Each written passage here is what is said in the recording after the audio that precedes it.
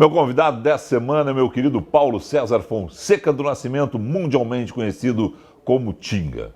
Ídolo das duas torcidas no Rio Grande do Sul, jogou futebol mundo afora e aonde passou deixou a sua marca. Marca como jogador e como cidadão. Uma grande figura que agora também é palestrante. A gente vai falar sobre futebol, mundo das palestras, cidadania e muito mais com Tinga, nessa edição do Bate-Papo que está entrando no ar, mais uma vez aqui da Casa Bonita. Fique com a gente.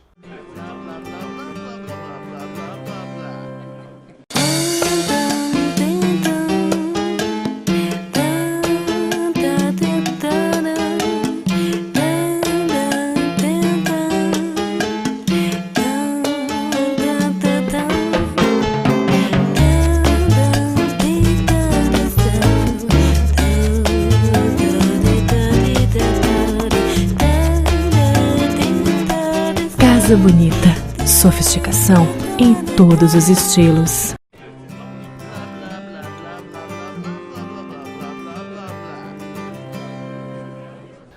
Eu conheci esse rapaz em 1997. Foi um ano atípico na minha vida porque eu estava fazendo futebol na RBS TV. Aí um dia, uma noite, o Grêmio lança um menino, Franzino. Ele dribla 6 ou 7. É, mais ou menos. Mais ou menos isso, né? Jogo contra o Sport. Paulo Santana ficou enlouquecido. Fez um comentário no Jornal do Almoço no outro dia que era: os olhos faiscavam, brilhavam. Tu começou bem no profissional em cima, hein, irmão? Prazer te ter aqui. Igualmente, obrigado. Comecei um pouquinho de sorte ali, né? Sorte? Sorte? Não existe. Eu já me ensinou, tu, Dunga, Fernandão, o Picasso, porque diz que a frase é do Picasso, né, o grande pintor espanhol, lá, que sorte não existe nesse negócio, é trabalho. Tem treino, tem suor, tem determinação, tem lágrimas. Né? O Picasso lançou uma frase e eu lancei uma depois de muitos anos. Né? Para mim, a sorte ela é inteligente. A sorte é inteligente, ela sempre escolhe quem está preparado, quem está pronto.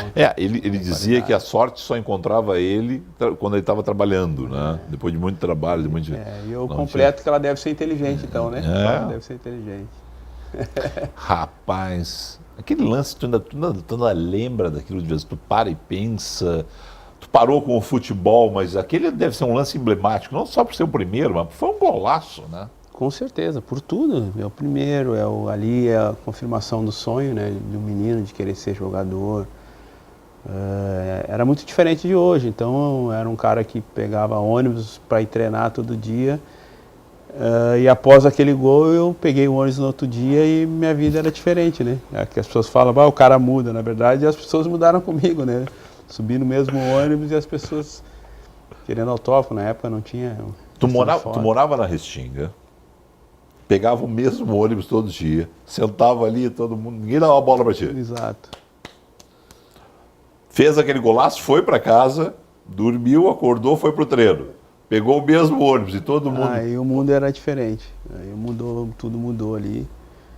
E ao mesmo tempo que era um sonho, ele também veio com toda a mudança, ela gera um desconforto também, né? Mesmo que seja uma mudança boa, realização de um sonho, mas ali também vem um outro tipo de vida que, se o cara não se equilibra ali, pode ser perigoso também. Tem uma reportagem que é emblemática, que é aquela reportagem do Regis Rezin, na semana. Naquela semana, te levando, tu vendo tua mãe trabalhando, e ali, bom, cada vez que eu vejo aquela reportagem, até hoje eu choro. Passo até hoje, passa. Não, e eu choro porque eu já fui naquele arquivo algumas vezes, né? Ali é um momento que tu diz mesmo assim, olha, vou mudar a minha vida por causa da vida da minha mãe. Até ali tu não tinha aquele conhecimento, né? Da vida dela. Com certeza. Daquela frase. Eu via a minha mãe sair de manhã, de tarde, à noite para trabalhar, ela trabalhava também na noite, nesses clubes aí, que era o Teresópolis, quando tinha as festas. Mas de fato eu nunca tinha visto ela trabalhando, né? Ela trabalhar, o que ela fazia, eu sabia que ela era, né? Faxineira, enfim, mas eu nunca tinha visto. E aí quando o Regis me pegou ali, a equipe me pegou, a gente foi lá pro Teresópolis, quando a gente chegou lá, era um ginásio gigante e ela estava sozinha limpando lá. E aí aquilo ali foi uma mudança assim para mim, que eu falei, isso vai mudar, tem que mudar. E aí a partir dali eu continuei seguindo e 6 meses depois eu já estava pedindo para ela não trabalhar mais. Estava dando uma casa para ela, enfim. Aquilo ali para mim, até hoje, né? Isso, porque eu acho que é importante você saber de onde tudo começou, né? Eu não considero essa frase de onde eu saí, né? Porque não existe Sim. sair. Eu considero uma situação de onde tudo começou, né, cara? Eu acho que vejo até tu emocionado assim, eu tenho que cuidar para mim. Porque Sabe que me emociona com a tua história? Não, eu sei porque é amigo um carinho muito mais do que... nós temos uma amizade de família, enfim, você conhece a minha vida muito, né? Conhece internamente a minha vida. E aquilo ali para mim é uma coisa que eu carrego até hoje, carrego até hoje e tento incentivar as pessoas com isso também, entendeu? De que é possível você mudar a tua vida. Tinga, quem viu as tuas palestras sabe que tem um momento da tua vida que tu tinha uma opção que era o tráfico de drogas. Te foi ofertado isso. Você olha, velho, tu não passou nas peneiras do Inter, tu tá aí, quem sabe tu vem aqui, vai traficar, vai para um outro caminho. O que passou na tua cabeça naquela hora? Eu falo sobre isso, sobre a tomada de decisão, né? Que é para mim a coisa mais importante que nós como ser humano temos é a tomada de decisão. Porque a gente vai tomar ela até o final da nossa vida, nós vamos ter que tomar decisão. Nós estarmos aqui conversando agora é uma decisão tua de estar no programa, uma decisão minha de vir aqui. Então a decisão ela está em todo momento da nossa vida. Eu te confesso que foi um dos momentos mais importantes, porque no mesmo tempo que ele estava falando para mim, fica aqui, tu já rodou 3 vezes, já tinha feito 3 testes no Inter, tinha sido reprovado. Mesmo tempo que ele estava falando, fica aqui, vai ganhar 50 pila aqui. O pessoal gostava muito de mim, porque eu jogava bola, então o pessoal desses movimentos gostavam de mim. Nesse sentido, não gostar do jeito deles, né? Claro. Nisso, quando eles falam, o ônibus está vindo. Então é uma mistura de olhar para o ônibus, de sobe nele ou não, para fazer o primeiro teste no Grêmio, sendo que a possibilidade de jogar no Grêmio naquela época era muito menor. Nós tínhamos isso de que o Inter era o time do povo, e eu, por ser colorado, queria jogar no Inter. E eu não consegui jogar no Inter, 3 vezes reprovado. Imaginar que no Grêmio, no primeiro teste, que não era um clube até aquele momento, nós víamos, talvez é um pensamento nosso, né, da comunidade lá, nós achávamos que o Grêmio não era um clube que aceitava assim, a massa naquela época. Então, isso era mais um dificultador, né? Nós estamos falando de 93. 93. Aí, quando eles falaram isso pra mim, ficou mais difícil ainda, né? Eu tomar essa decisão de subir no ônibus. Eu fiquei, realmente, cara, não passei no Inter, como é que eu vou passar no Grêmio? E nisso o ônibus encosta daquele barulho, né? Quando para o ônibus ali, abre a porta. Eu olho pra eles, olho pro ônibus e, graças a Deus, não sei porquê, como, acredito que foi Deus, fez eu subir no ônibus e eu subi no primeiro teste, as coisas deram certo. Chegou no Grêmio. A perna pesou no Inter em função de... É o Inter, é o meu time do coração, ou a perna pode ter soltado no Grêmio também por assim, bom, já rodei 3 lá no Inter, agora eu vou com tudo, é hoje, eu vou arrebentar. Teve isso assim, hoje tu olha aquelas peneiras do Inter, a peneira do Grêmio e vê alguma diferença do teu mental naquilo? Hoje, né, por passar o tempo e estudar um pouco sobre a vida, sobre o futebol, sobre as emoções, enfim, eu acredito que isso foi muito importante, né? Foi um dificultador. Na verdade, eu chegar no Inter, e eu lembro que o meu primeiro teste eu estava mais olhando para o estádio, que nós treinava do lado, estava mais olhando para o estádio e a dimensão. E o sonho? O sonho, que provavelmente talvez estar ali dedicado, focado somente em jogar. Acho que isso foi um comprometedor também. E também essas reprovações que eu fui tendo, elas foram me preparando também, né? para chegar melhor. Na época a gente jogava 15 minutos para ver o cara. Então Depois do segundo, terceiro teste, daí identifica que tem que ficar um pouco mais com a bola, que era na antiga o fominha, né? Tem que ser fominha. Não passar a bola para ninguém, para te ser visto, era pouco tempo, né? Claro. Então, quando eu fui fazer o teste no Grêmio, eu já era um experiente em reprovação, né? Então, as reprovações me prepararam. Então, tem uma mistura de tudo aí. 3 vezes tu rodou no Inter. Eu fico pensando assim, cara, o Cafu foram 7 ou 8 peneiras que ele também foi reprovado. Quer dizer, tem que ter um negócio assim da força de vontade. Né? Assim, pô, eu quero isso pra mim. Né? Porque senão o sujeito roda a primeira, roda a segunda, não é pra mim. Eu sou bom, mas sou bom ali pra minha turma. Né? Tem que ter realmente tem que querer muito, né? Tem que querer muito. Eu digo assim que para você alcançar essas profissões que elas são muito concorridas e que tem poucos, né? Você tem que ter 2 coisas, né? Ou você tem muita necessidade, que era o meu caso, ou você tem que ser muito apaixonado. Eu acho que também era o teu caso. Que também era o meu caso. Então são as 2 palavras que eu acredito que tu faz coisas diferentes. Quando você está apaixonado, você faz. Se tiver apaixonado por uma mulher, você faz coisa que todo mundo duvidaria, você faz. Ou a necessidade. Senão, tu quer falar sobre isso agora? O que tu fez para conquistar a tua esposa? Tem uma história que é maravilhosa, né? Que a casa dela era uma das poucas que tinha telefone. E aí tu dava o número da casa dela. Como é que é isso? Como a minha esposa era minha vizinha praticamente, só ela tinha telefone lá. E aí me pediu o número, eu dava de lá. E aí era obrigado a me chamar, então tava sempre cercando ali, tava sempre, a mãe dela, ligaram aqui, eu ia lá, tava sempre, e o pai dela? Tava sempre em volta. Meu pai viajava muito no interior, então quando ele chegava no final de semana, aí dava uns problemas quando tocava. Mas tá tudo bem. Tudo bem, era meu parceiro. 20 e quantos anos juntos? 25 já. Nossa Senhora. Então. Tia, essa experiência que tu teve e essas dificuldades que tu teve, tu tem 2 filhos. Eu fiquei assustado uma vez lá em casa, quando um dos meninos te pediu para tomar refrigerante. Eu ofereci refrigerante e ele imediatamente, eu acho que foi o Davi, posso, pai? Aí eu fiquei assim, né?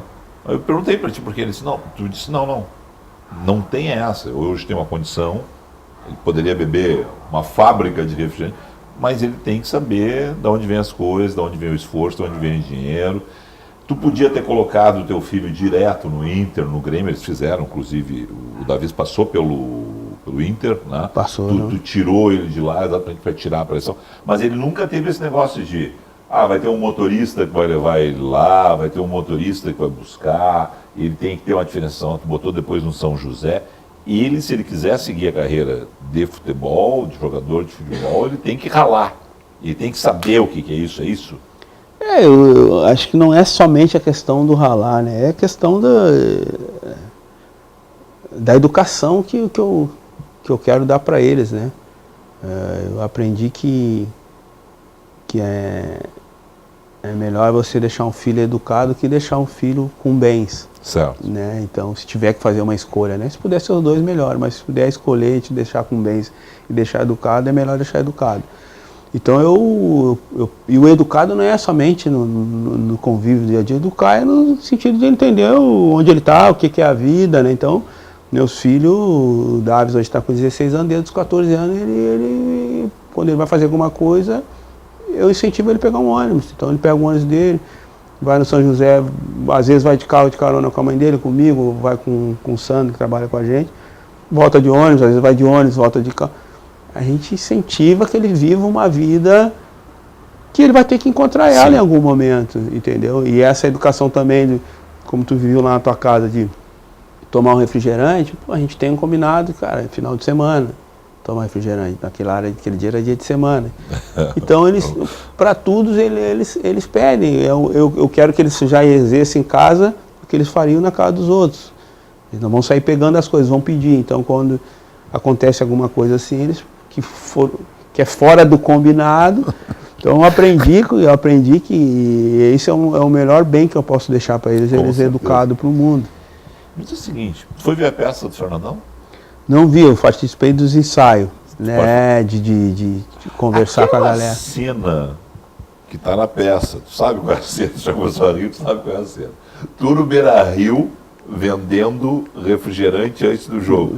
E aí tu vai tomar um dos refrigerantes. E entra um vento e diz, não, eu não posso desperdiçar. E é verdade?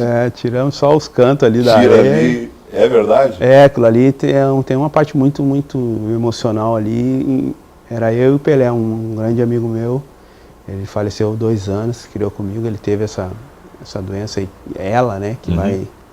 Então foi uma das coisas bem difíceis que eu vivi, assim, de eu não conseguia ver ele, né, porque ele só mexia os olhos, não conseguia ver ele, foi uma coisa muito rápida, em 3 anos ele foi uma doença que não se explica, e foi eu e ele que vivemos os melhores momentos da nossa vida, de ir no estádio, passar por baixo da roleta, de portão 8, aquelas coisas todas.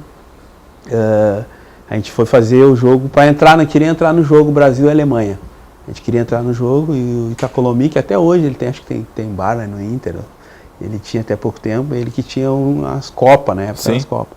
E a gente foi trabalhar para entrar. Ganhar um dinheirinho e entrar. Claro. Só que a gente chegou 2 horas antes, ou 3 horas antes do jogo, e a gente está lá e rodando e nada de vender, os caras tudo experiente. Quando a gente ia, o cara já gritava, já antecipava. Aí deu umas 3 voltas e paramos no lugar, uma sombrinha, tava quente, eu lembro, quente, se não me engano, acho que foi 3-0 no Brasil aquele jogo. Paramos sentados 2 aqui, deixamos uma caixinha de refri na frente, cara, veio um vento, na época o Beira-Rio era pedra, né? Aquela pedra que acumulava muita areia, veio um vento, a gente só protegeu o negócio e a poeira veio e caiu dentro do refrigerante. Aí eu olhamos, cara, já não estamos vendendo. Eu já tinha botado umas 3 remessas de gelo, já tinha de novo, porque a gente botava gelo e dava uma bicada para não transbordar. Cara, olhamos assim, cara, vamos tomar esse negócio, nós não vamos vender. Mas porra, ele vai dar em nós. Aí tinha os filhos dele lá da Restinga. Cara, tomamos todos os negócios, fomos entregar para ele só a caixa. Nós ficamos trabalhando um tempão depois na Restinga para pagar ele. Então a gente viveu isso aí, eu tive muita história assim no Beira-Rio, de ir em jogo com a galera, com meus tios, de passar por baixo da roleta, na época eu tinha a roleta, ou esperar abrir o portão, né? Eu me acostumei vendo o jogo, se eu não me engano era o portão 4 ou 2, que tu conseguia, ficava atrás do gol. 4, né? Era o 4, tu ficava em pé, ficava a galera... Tu olhava só o goleiro atrás. Tinha aquela placa de policial de batata. Isso, pô, olhava só isso, não sabia se o cara estava com a bola, quem estava com a bola. Eu só olhava, eu lembro do tempo Tafarel, só olhava a parte de cima do Tafarel. Tu já botou esse pro Tafarel muito vivo? Já, eu só via o teu número e sabia quem estava com a bola, se era o Pinga, se era o Célio Silva, quem era. Se era o Simão, eu sou dessa época, assim, foi uma época muito legal. Diga. Torcedor, vai pro Grêmio, começa uma carreira é brilhante, você vai pro exterior, sai do Grêmio pro exterior, do Grêmio pro Japão, aí volta... Depois pro Grêmio para Portugal. É isso, depois do Grêmio para Portugal. Como é que foi encontrar o Japão? Cara, porque tu é um cara organizado, tu é um cara centrado, mas tu saiu da Tinga, de Porto Alegre, tu tinha o quê? 20 anos de idade? 21. Vai parar naquele mundo, cara. É outro planeta o Japão, cara. E aí, eu não era organizado como eu sou hoje, né? Eu era bagunçado, né? Não falava nem português direito, como não falo até hoje, mas aí de repente tu tá lá no Japão para tentar se comunicar, né? Foi muito difícil, foi duro, é por isso que eu classifico que os maiores ensinamentos da nossa vida são nas dificuldades, se a gente souber absorver ela. Eu já cheguei quebrando na chegada, eu lembro que eu cheguei, e aí cheguei no final de tarde no hotel, aí fomos jantar no hotel mesmo, pediu uma carne, o negócio já era meio ruim, e aí no outro dia eles iam me pegar para fazer esse exame. E aí o intérprete me levou até o hotel, lá em cima no quarto, um baita hotel, e me largou no quarto. E eu, cansado, vou tomar banho aí. Começou a deixar, fui organizando ali, abrindo as malas, quando veio escureceu. Falei, pá, vou ligar a luz. Mas procurando, não tinha onde ligar, nada. Procurando, tinha que ligar. Pá, fui pro chuveiro, tomei banho, peguei só uma roupa que eu conseguia ver ali, botei e dormi, fiquei no escuro a noite inteira. Aí me acordei na madrugada por causa do fuso e tudo escuro. Aí chegou no dia de manhã, o intérprete chegou pra me pegar, eu tô lá no café, tomando café com ele, tudo certo, como é que foi tudo? O hotel, tudo legal. Eu falei, tudo legal, cara, só que, pô, não tinha luz aí. O cara, como não tinha luz, cara? Tinha luz, fiquei, vamos subir lá. O Milagre só pegou a chave e botou no negócio assim, ligou a luz tudo. Então eu já cheguei já com um mundo totalmente diferente, coisa que eu nunca tinha visto, né? Hoje é uma coisa normal, isso eu tô falando de 99, né? Sim. Então foi várias mudanças, né, que foram me dando um entendimento de que era o mundo, né? Então o Japão foi muito importante, por isso que eu sou grato em tudo que eu vivi no Grêmio, para onde me mandou, para onde eu fui, porque foi formando o meu caráter. O Japão é um país que nos adora, né? Eu fico impressionado. Eu fui 2 vezes ao Japão, as 2 vezes que eu fui ao Japão, se eu digo assim, e eles têm um negócio que é maluco, cara, pelo futebol brasileiro. Verdade. Tu diz assim, eu conheço o Tinga. Tinga? O Dunga? Dunga, Zico é rei lá. Zico, a gente teve com ele agora o... Bismarck. O Bismarck o Zico, o Bismarck e o Dunga são as referências aí principais lá. Não, é um negócio, sabe? Aí, a primeira vez que eu estive lá foi com o Inter em 2006, eles conheciam o Alexandre Pato da seleção, das vezes que o Pato tinha... Eles tinham essa coisa assim, sabe? O goleiro reserva do Inter, o titular era o Klemer, o reserva do Inter no Japão, também tinha passagem pela seleção, também... O André? Eles tinham referência. Eles têm as primeiras fotos do cara, tu chega, desce no hotel, tem coisa para te assinar que tu nem tem no primeiro jogo. Não, um negócio maluco. O que vocês... E aí vocês fizeram lá de imagem positiva do Brasil no exterior com o futebol, e no Japão é um negócio maluco. Tu jogou no Japão, Portugal, Alemanha. Na Alemanha, seguido eu converso contigo, tô indo para a Alemanha fazer um jogo de apresentação lá. Como é que é isso?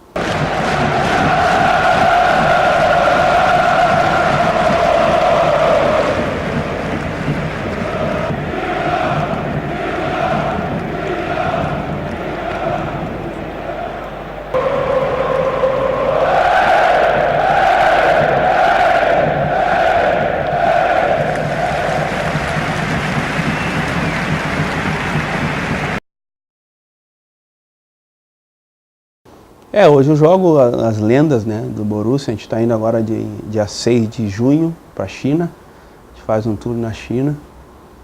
Todo ano a gente joga uns 3 jogos aí, torneios pelo mundo, fazendo expansão da marca Borussia, né? E para mim é o país onde eu mais aprendi, né, a Alemanha, país onde eu digo que eu fui uma pessoa e voltei outra, né, uns 4 anos depois, em termos de disciplina, em termos de organização. É lá que tu aprendeu, não foi no Japão, então foi na Alemanha. Não, foi na Alemanha que eu aprendi um pouquinho, tentar me organizar um pouco, assim, foi mais na Alemanha. Então, poder hoje estar representando um Borussia, um time mundialmente conhecido, a maior média de público do mundo, né, eu acho que eu estou no meio das lendas onde praticamente eu ganhei um campeonato. Quem são as lendas? Quem é esse time base aí das lendas? Tu tem uma ideia de quem é que vai jogar lá em junho?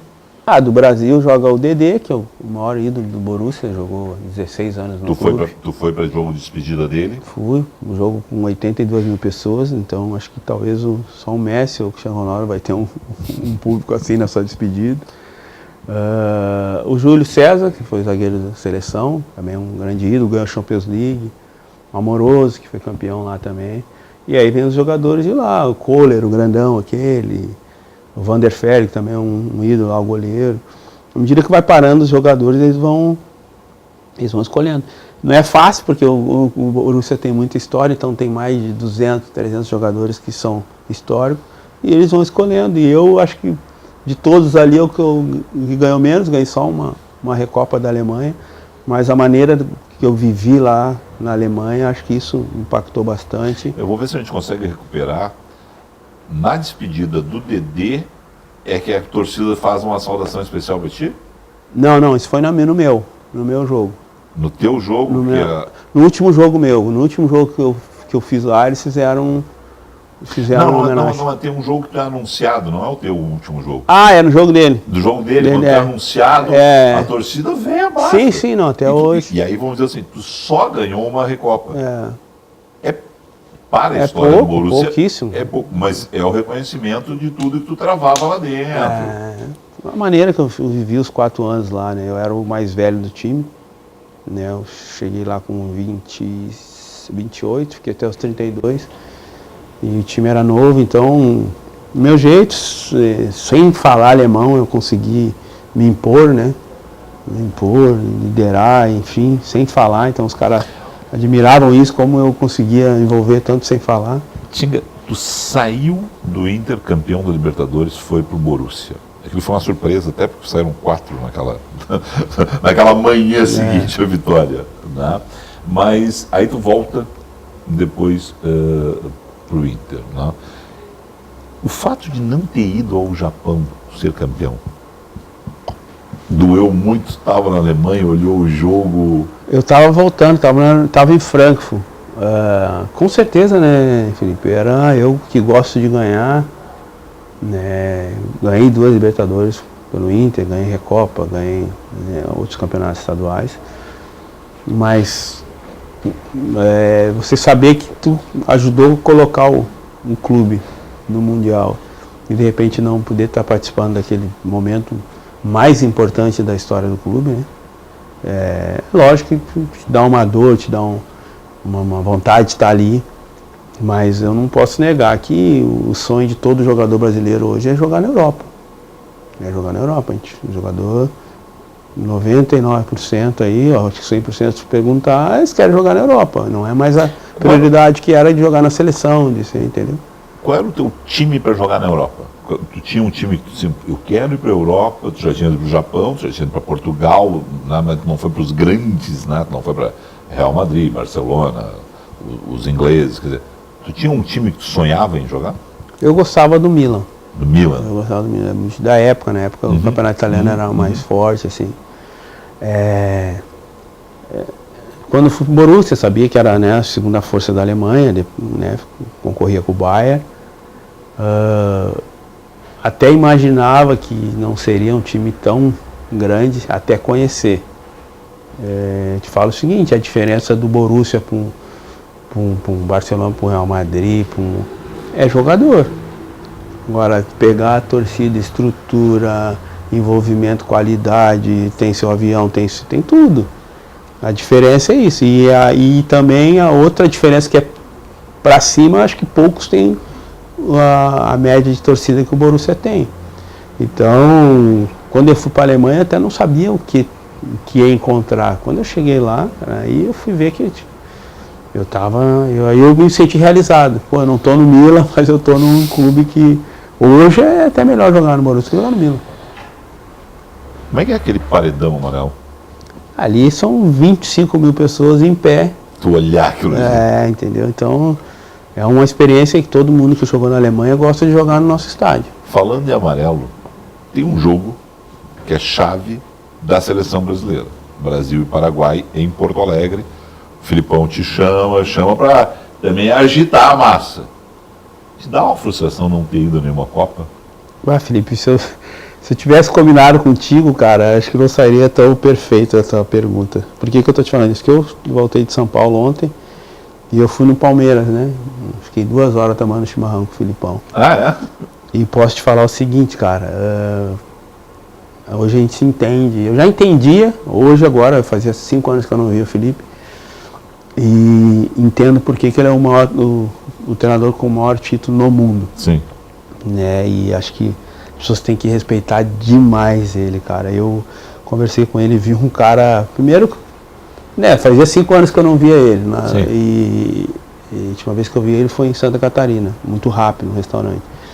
Nós vivíamos essa questão do jogo mais importante da eliminatória de 2001.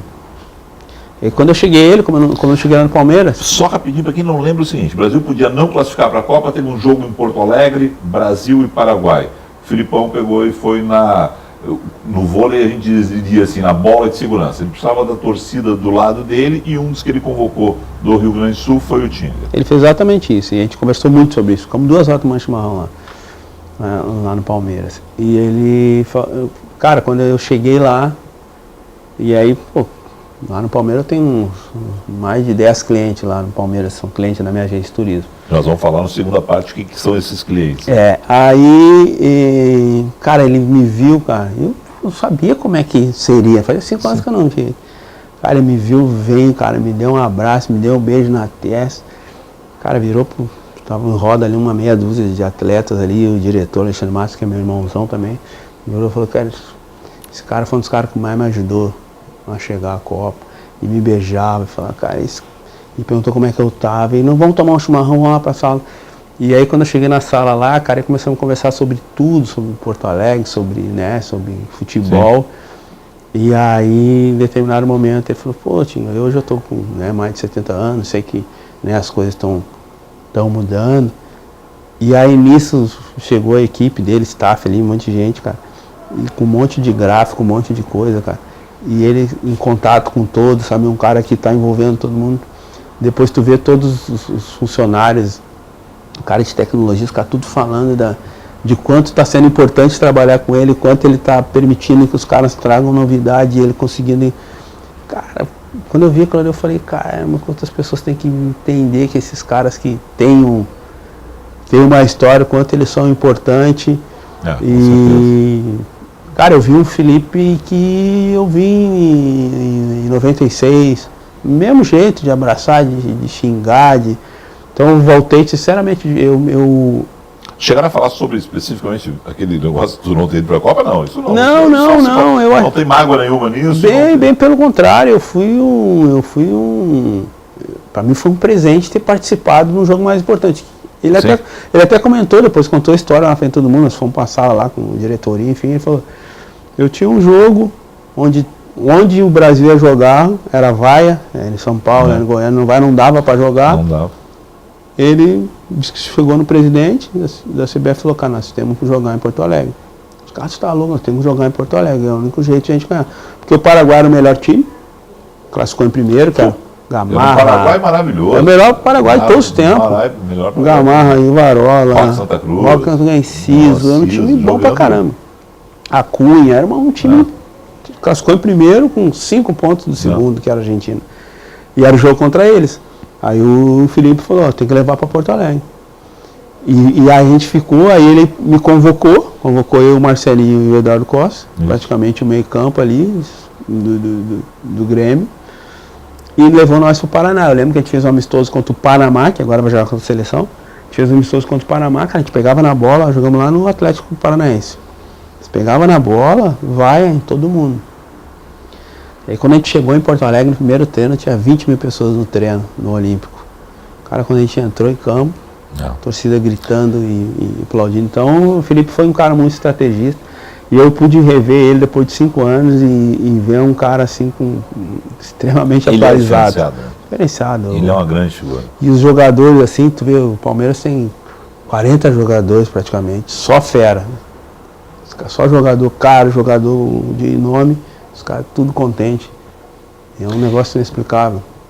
Quem foram os grandes técnicos que Tinga trabalhou na vida? A gente pergunta isso para ele no segundo bloco. Sim, eu estou chorando, mas não se preocupe, está tudo bem. É que eu só me emociono muito com as histórias desse rapaz e do futebol. Pergunto sobre os técnicos e também o que ele está fazendo. Que história é essa de clientes? Né? E que história é essa que vem aí agora, né, dessa nova palestra do Tinga para ensinar as pessoas a formar times? No segundo bloco, aqui no Bate-Papo.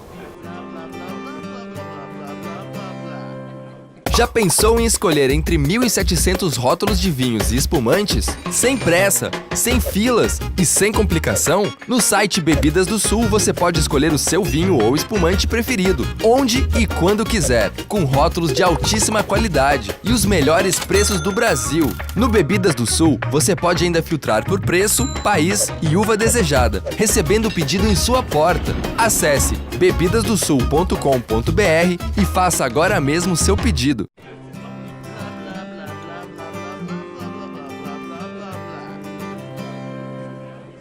No bate-papo de hoje, converso com o meu querido Paulo César Fonseca do Nascimento. Paulo César, só a tua mãe, né?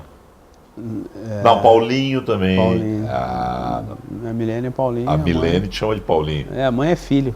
Filho para lá, filho pra Mas cá. quando ela tem que dar uma ralhada contigo. Mas faz tempo que Faz não tempo tem que não, tu é um isso. menino bem comportado. Faz Ela, tempo. ela te chamava de Paulo César? Aí já sabia que tinha alguma coisa errada. Paulo César, vem cá. Aí era uma coisa errada. Alguém além da Milene que chama de Paulinho, dos meninos que chamam de pai, alguém te chama pelo nome? Porque tu é mundialmente conhecido como Tinga. A maioria nem sabe que o meu nome é Paulo César, né? Cara, o Paixão me chama de Paulo, eu não sei, de Paulo César. O Caraveta me chama de Paulo César. O Crescente médico me chama de Pessoal Paulo da César. educação física. Pessoal, eu não sei se fico de sacanagem comigo, mas hoje eu ainda falei Crescente, aí Paulo César. Pô, Crescente, até não ia atender, não sabia que nem sei que meu nome é esse. Mas tem uma galera que assim, mais íntima, assim, da antiga. Era um grande momento da Tinga, a escola de samba. Tinha o grito de guerra, o Tinga, teu povo te ama. Tu surgiu ali no meio de tudo aquilo, né? E aí realmente virou uma referência. Era a época do carnaval, que o Restinga era referência no carnaval. O carnaval era bom na época, né? Tava uma estrutura boa, então tinha um barulho bem legal em termos de carnaval. E eu surgi naquela época, já tinha o grito de guerra, encaixou tudo, já virou. Nós colocávamos, naquela época eu estava na RBS, a gente colocava na matéria do Tinga, gol do Tinga, Tinga, teu povo te ama. Verdade. Era uma maravilha. Qual foi teu gol mais bonito? O mais bonito acho que foi esse do Grêmio e o mais importante do Inter. Mais bonito, o gol onde tu surge, driblando todo mundo do esporte. O mais importante, o gol da Libertadores do Inter. Isso. Aquele que eu queria te matar quando tu tirou a camiseta. Cara, eu queria que tu tentasse umas 10 vezes mais me matar, pô.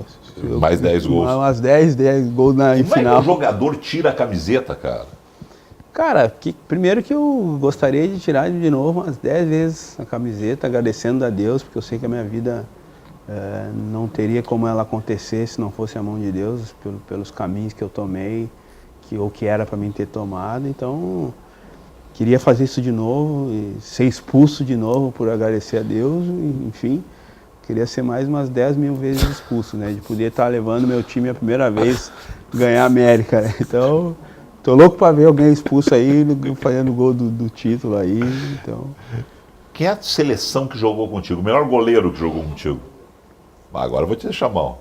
Cara, eu nunca fiz esse exercício porque, cara, eu fui campeão no Inter, fui campeão no Grêmio, no Borussia, no Cruzeiro. Cara,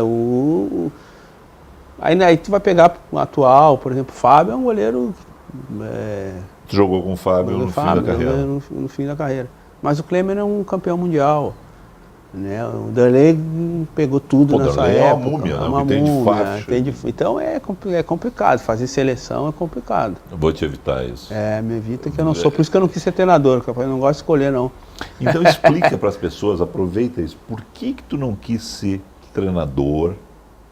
Por que tu não é gerente de futebol? Porque a função que tu exerceu um ano no Cruzeiro é uma outra função, as pessoas não entendem isso. As pessoas diziam assim, ele era gerente... Uma nomenclatura, né? Sim, mas qual era a função exata? Porque tu trabalhou com o Alexandre Matos, o Alexandre era o gerente de futebol, o executivo. O executivo de futebol era... Qual era a função exata que tu desempenhou lá no Cruzeiro com sucesso? Porque o Cruzeiro, tu chegou lá um ano, foi campeão de Copa do Brasil. O futebol tem muitas nomenclaturas, né? Tá. Às vezes é para exercer os mesmos serviços, né? Então não me apego a isso muito, me apego ao trabalho. Mas eu estava, né, na nomenclatura minha, era gerente de futebol, tinha um diretor executivo e eu era gerente de futebol, mas em outros lugares seria coordenador de futebol. Sim, mas qual era a função ali? Tu fazia o meio campo entre os atletas, o Alexandre, a diretoria... Na época era o Klaus, que hoje é diretor do Grêmio. Ah, tá. Ele era o diretor meu, Tá. o Alexandre já tinha saído do Palmeiras. O Alexandre foi meu diretor como jogador. Fazia esse trabalho, que blindar o jogador, blindar o treinador, né, se colocar em momentos... O que eu penso do futebol, né? Para que os jogadores joguem e estejam com a cabeça tranquila, tem um monte de gente trabalhando em prol deles, né? Só que muita gente que trabalha em prol deles não sabe realmente o que faz a diferença para eles. Às vezes acha que uma coisa faz a diferença, às vezes... Então eu, por ter jogado futebol, depois ter estudado, né? Fiz 9 meses de curso na CBF, de gestão, eu conseguia pensar, né, em termos de diretoria, o que é melhor para o jogador. O que o jogador está pensando nesse momento de crise? O que o jogador está pensando em relação ao que a imprensa está falando? E se colocar, e querer trabalhar, não querer aparecer. Então eu trabalhei 1 ano no Cruzeiro, eu dei 3 entrevistas. E as 3 entrevistas, uma que a torcida queria entrar lá, queria matar todo mundo, aí não, fala eu. A outra que a gente pegou uma sequência ruim, a outra que a gente saiu precoce numa Sul-Americana. Então eu queria era trabalhar, não queria aparecer que estava trabalhando. Tinga, nós, torcedores, nós da imprensa eu nem vou dizer, mas nós torcedores, porque a imprensa especializada conhece isso, mas eu acho que não passa isso. A gente não tem a menor ideia do que é um vestiário. Não, menor ideia não, tem o que vocês escutam aí, mas o que faz a diferença mesmo vocês têm bastante distância, bastante distância. O vestiário, quando a gente diz assim que o vestiário é uma igrejinha, né, um negócio fechado, que vocês se comunicam entre vocês, realmente um mundo fechado e tem que ser assim mesmo? Cara, que eu posso dizer? Tem muitas coisas que acontecem dentro do vestiário que ninguém fala nada e elas só acontecem. Tipo? Com sinais, eu digo assim, só sinais, comportamento, caras te dizem muita coisa dentro do futebol. Uma entrevista de alguém deu uma entrevista, a gente hoje consegue saber o que vai acontecer após aquela entrevista. Que recado que aquela entrevista está dando, para quem. Então são esses detalhes que talvez quem não é do ramo não consegue compreender o que faz realmente a diferença.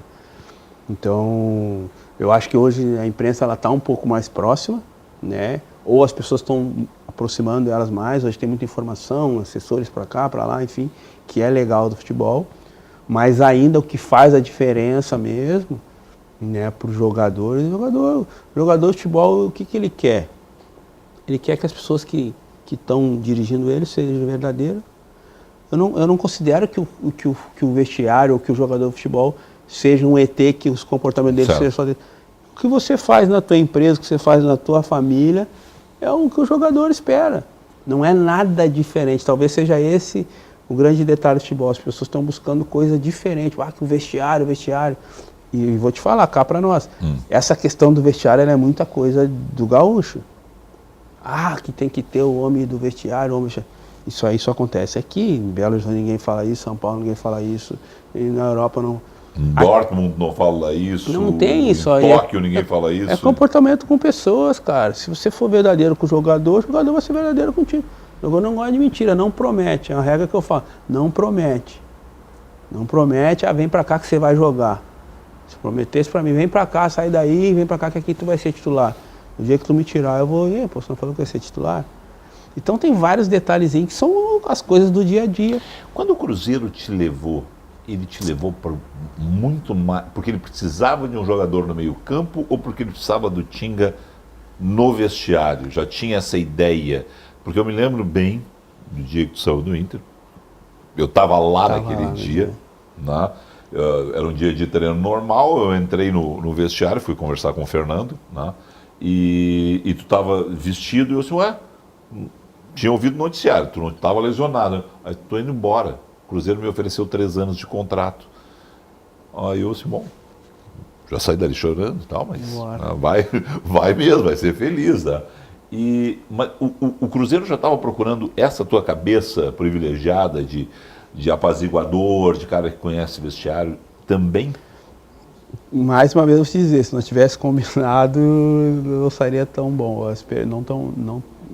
Tão boas perguntas. Nós nessa conversa, tomando chimarrão lá no Palmeiras, ontem, o Felipe me perguntou, tá aí, cara, tem que voltar ao futebol, não pode ficar fora, como é que foi lá? Tu ficou quanto tempo no Cruzeiro? Eu falei, fiquei 1 ano. Eu tenho um ano de experiência, eu falei pra ele brincando, tenho 1 ano de experiência aí de dirigente. Aí o Alexandre Massa estava junto, que hoje é o maior diretor do Brasil, o cara que mais ganha, o cara que ganha título todo ano, que é uma referência para mim também. O Alexandre, não, na frente do Filipão. Não, Felipe. É mentira dele, esse não tem 1 ano de experiência.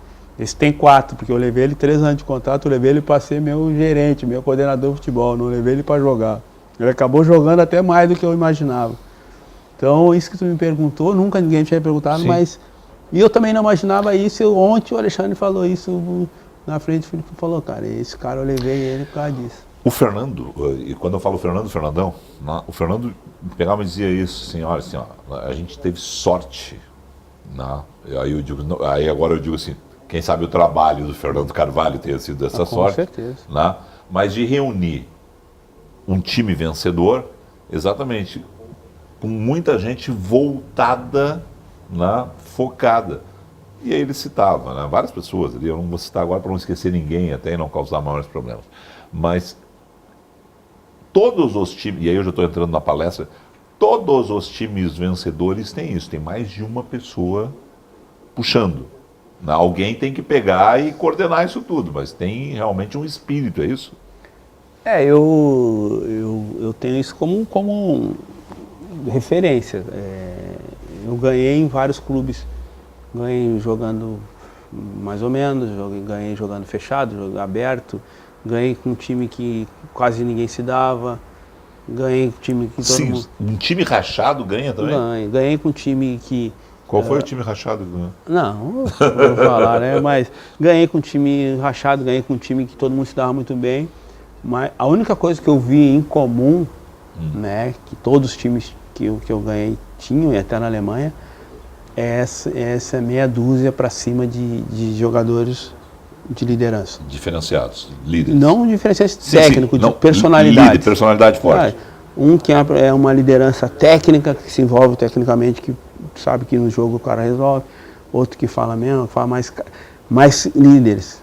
Isso foi a única coisa que eu encontrei, porque mesmo o time que não era rachado, que ninguém não se dava, todo mundo não se dava bem, mas desses vários grupos tinha os caras que eram firmes, entendeu? Defendia essa coisa, mas sabia que na hora que, agora vamos pro jogo, acabou que eu não janto com o Felipe, que eu não como campo meu, objetivo maior. Então é a única coisa que eu vi que era comum a todos os times que eu trabalhei, que tem que ter uma série de pessoas com esse... Eu acho que o Inter deu essa sorte do trabalho de juntar isso. E aí se junta como isso. Uns tinham muita necessidade, uma grande maioria não tinha vivido uma Libertadores, outros estavam numa idade que já tinham rodado e precisavam estar num clube tão grande como o Inter para se projetar. Isso também, a necessidade também faz brotar algumas coisas, Quando você tem necessidade, você faz coisas que talvez você não faria em outros momentos. Então acho que o grande ano do Inter, o Inter é uma história gigante, mas para mim até hoje o ano mais importante do Inter é de 2006, ele se dá muito por essa montagem aí que o Fernando Carvalho conseguiu fazer. Não acredito que todas as pessoas que vieram com ele sabendo desse perfil, não acredito, acho que uma grande parte sim, tu não consegue escolher todas as pessoas, até porque liderança você não escolhe, isso aí não é um prêmio, que se dá, amanhã tu vai ser líder hoje. Claro, não, você se constrói. Se constrói, a vida vai te ensinando. Tinga, e a partir disso, toda essa tua experiência, é que tu agora, dia 1º de abril, na Universidade Federal, 5 da tarde, realiza mais uma palestra, Transforme Talentos em Times. O que tu vai falar na URGS para o público? Cara, eu vou falar o que eu tenho falado aí no Brasil todo, falar da minha vida, da minha história, como tenho feito as coisas, o que tem dado certo, o que tem dado errado também. A vida ela é feita de muitos aprendizados nas coisas que deram errado. Mas é de como eu empreendi na minha vida, como eu aprendi. Eu digo hoje que eu sou formado em 3 coisas, eu tenho 3 formações. 3 formações. Uma primeira formação foi viajar, a segunda foi ler e a terceira foi perguntar. Então eu viajei muito a vida inteira e sempre li muito. Eu não sei quantas horas de voo eu tenho, mas eu sei que eu tenho a metade delas em leitura. E a outra é perguntar. Você conviveu comigo, sabe o quanto eu já te fiz perguntas. Eu gosto de saber o ambiente que eu estou, as pessoas que estão próximas de mim, eu sempre puderam me ensinar alguma coisa. Eu tenho muitos amigos empresários, então eu sempre perguntei muito sobre a vida de cada um. E quando eu me aposentei, quando eu parei de jogar, eu fiz um checklist de todos os meus contatos que eu tinha de empresários, de indústrias, enfim, e de tudo que é segmento, um diferente do outro. E eu comecei a ligar para eles e pedir para ir na empresa deles, passar um dia. Até semana passada, a última que eu fiz foi na Marco Polo, fiquei um dia lá em Caxias. Agora eu estou me organizando para subir de novo para ir na Tramontina. Para entender de fato como é que eles fazem as coisas, né? Porque hoje nós estamos num mundo de bastante teoria também, então tentando viver um pouco da prática. Então eu peguei todo o meu ensinamento que eu tive de perguntas e agora estou passando para entender realmente como funcionam as empresas. Foi assim que eu fiz a minha vida. Os meus negócios que eu tenho hoje, 90% deles foram dos próprios problemas que eu tive na minha vida e das perguntas que eu fui fazendo para as pessoas. Então é isso que eu falo nas palestras que eu faço, de como eu aprendi, de como eu vivi. E estou muito feliz por agora, né, de poder estar fazendo uma palestra dividindo a minha história, né? Storytelling numa federal, né? Eu brinco que eu joguei em vários palcos, né? Joguei no palco, né? No palco do futebol, né? Que é o Maracanã, né? E agora eu vou atuar num palco do conhecimento, né? Que é a Universidade Federal. Então, poder estar vivendo esses momentos, para mim também é um A jogo. URGS vai ser um momento especial para ti. Tu já tem mais de 70 palestras. Já fez mais de 70 palestras nos mais diferentes lugares. Exato. Mas ser chamado para fazer uma palestra na Universidade Federal tem um sabor diferente. É aquele negócio, joguei no Beira-Rio, joguei no Olímpico, vou jogar no Maracanã. O Maracanã vai ser sempre diferente. O templo do futebol é o Maracanã. E eu estou indo, para mim aqui, é o templo do conhecimento, né? A URGS. Então, para mim, essas coisas para mim têm sido importantes, sabe? Hoje, assim, né, Felipe? Dificilmente quando tu para de jogar, isso todo jogador vai ter esse sentimento, e muitos que pararam têm. Difícil a gente ter o que a gente teve em campo. Nada do que eu faça hoje me traz o prazer que eu tive de estar jogando dentro de um campo. Nada. Posso vender, posso comprar, posso fazer negócio. Nada chega perto do que é viver o futebol. Mas o que tem me aproximado mais do que eu vivi no futebol, o que tem me dado mais orgulho, mais prazer de viajar. Às vezes eu entro num carro e fico 6 horas dentro de um carro, viajando para fazer uma palestra. 8 horas, cheguei a viajar 8 horas. E às vezes no meio da parada num posto eu falo, cara, eu tenho clubes que me ligam para mim trabalhar, podia estar dentro de um clube aí ganhando 10, 20 vezes mais do que eu ganho fazendo uma palestra. Ir lá, sentar, trabalhando e tal. Mas o prazer que eu estou tendo de chegar, de sentar com megas empresários e de repente fazer uma colocação, e o cara fala, eu não tinha visto dessa forma, não tinha pensado. E de repente os caras começaram a te questionar como é que você faz, como é que você fez, e tu olhar para tua vida, não tem o 2º grau completo, completando agora, e de repente eu estou dividindo. Então hoje eu tenho um pouquinho daquele prazer que eu tinha como jogador. Tu vai completar o 2º grau, tu vai fazer faculdade? Eu tenho um sonho. De quê? Hoje eu acho que eu faria psicologia. Ou marketing, uma coisa assim. Me diz o seguinte, só para as pessoas que não sabem, como é que está dividida a tua vida hoje? Tu faz as palestras, tu tem a agência de turismo, o que mais que está? Procuro alguns negócios, eu tenho de 10 a 15 clientes que fora da agência. A agência eu tenho assim, né, além das empresas, eu tenho só no futebol, a última contagem nossa, nós tínhamos mais de 90 jogadores, são meus clientes na agência, do Brasil todo. E o interessante desses 90 para cima aí, eu joguei com 20 só. O resto vem só na base da conhecimento, da né? confiança, Sabe, que eu boca a boca. Que eu acredito, Felipe? Acredito que o maior ativo que eu tenho são 2, confiança e credibilidade. E isso para mim, não é só para mim, para qualquer negócio. Tu evita falar, mas projetos sociais, quantos hoje tu participa? Eu sei que tu faz cedência e muito mais do que cedência de imagem. Tu vai lá, tu mete a mão, mas É um negócio que tu evita falar. Quantos hoje? É que diretamente, né, a gente tem um aspirante de Cristo no Morro Santana, temos mais de 300 crianças aí, diária. E aí não é só eu, né? Tem eu, o Marcelo Groio, o Léo, a gente tem uma equipe, o Pereirão, a gente tem uma equipe aí que toca ali há 11 anos já o negócio. Eu fui o primeiro e fui trazendo pessoas que têm essa vontade no coração. Hoje até eles seguram mais a onda que eu não estou trabalhando, né? Então eles conseguem segurar até mais a onda lá que eu. O Marcelo tem sido, o Marcelo, o Léo tem sido, e o Pereira tem sido fundamental nisso. E na Restinga a gente tem, né, junto com, né, eu apoio, tento levar coisas para a Caverna de Adulão. É um projeto para dependente químico, né, de moradia, enfim.